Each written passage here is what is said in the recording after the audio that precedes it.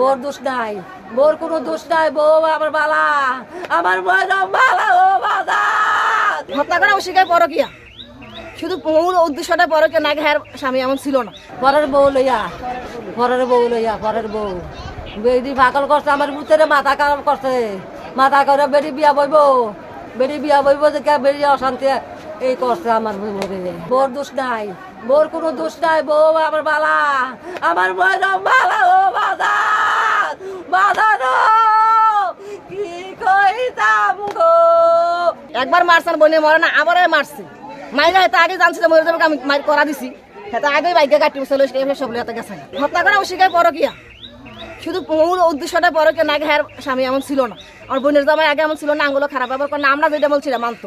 কারণ এই পরকিয়ার কারণে বাপ মা চিনি না, মা শ্বশুর চিনি না, শ্বশুর শাশুড়ি চিনি না, কেউ চিনি না, শুধু হ্যাঁ শাইনুর চিনি।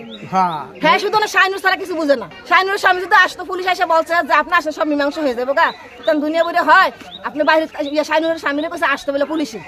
হ্যাঁ কাছে আমি এক মাস পরে আসতেছি, যদি আসতো ঈদের পরও আসতো, ঈদ গেছে এক মাস এখন আসতো, তাহলে আমার বোনে মারা জানা। তারা আসলে তাকে তিনজন আলিঙ্গির রে, শাইনুরের রে আর হুমায়ুন রে, তিনজন আমরা ফাঁসি চাই। আমার আম্মুকে যে অবস্থা করছে, আমি তাদের চাই তাদের এই অবস্থা হোক। আমি চাই তাদের তিনজনের ফাঁসি হোক।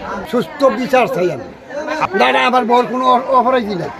যদি বউরে যদি অপরাধ থাকতো, আজকে তার মামুর বাড়ির এদিনে সব না সাদানা গুছি জাল বিচারে বউটারে এত আদর করে আমরা রাখতাম।